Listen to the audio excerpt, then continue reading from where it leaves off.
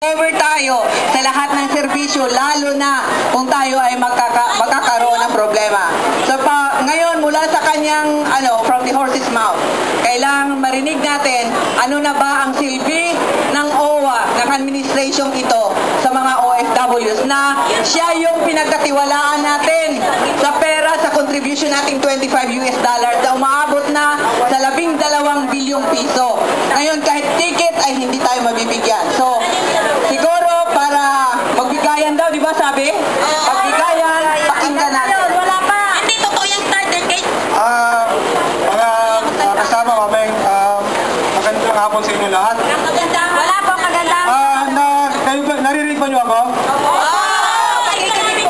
Okay, ang pangalan ko Albert Valenciano. Ako isa sa mga opisyalis ng OWA at kami nagpapasalamat na tayo ay magkasama ngayon, no?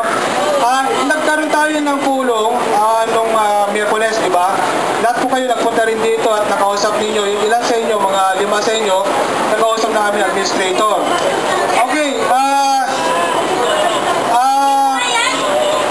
ganito, ang alam ko, kasi hindi naman ako kasama sa meeting nyo noon, ang napag-usapan na ata ay yung claim ninyo na hindi nabayaran, yung 2 buwan na sweldo ninyo ay pwede kayong mag-file ng complaint nga na hindi kayo nabayaran 2 buwan. Hindi naman sa OWA hindi naman OWA magbabayad kasi ang kakausapin ng POEA yung agency ninyo. Ngayon, pag sinasabi nyo na kami dapat na magbayad sa inyo, siguro, alam ko lang, napag-usapan ba nyo nung Wednesday yan? Yung mga 5 kasama ninyo. Ano ba talaga yung pag-usapan nyo nung Wednesday? Para naman malaman, para lang naman malaman natin lahat, ano ba talaga nangyari, no?